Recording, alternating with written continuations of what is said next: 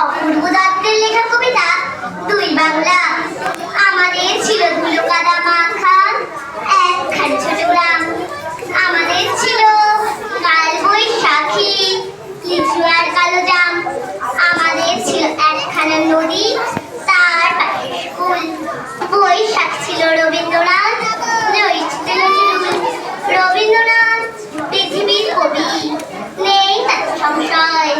নজরুল নিয়ে তবু কেন আজও এত বিভ্রম হয়?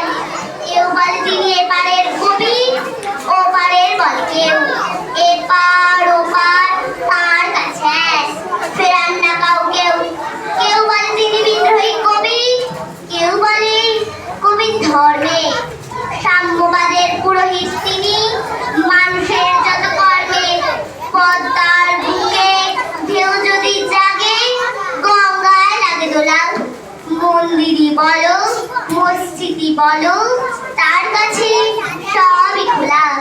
এপারেও তিনি ওপারেও তিনি, মাঝখানে তার কাটা।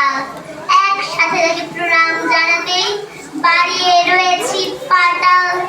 বিভেদের গাছ কেউ যদি পোতে, তার মাতার মূলে।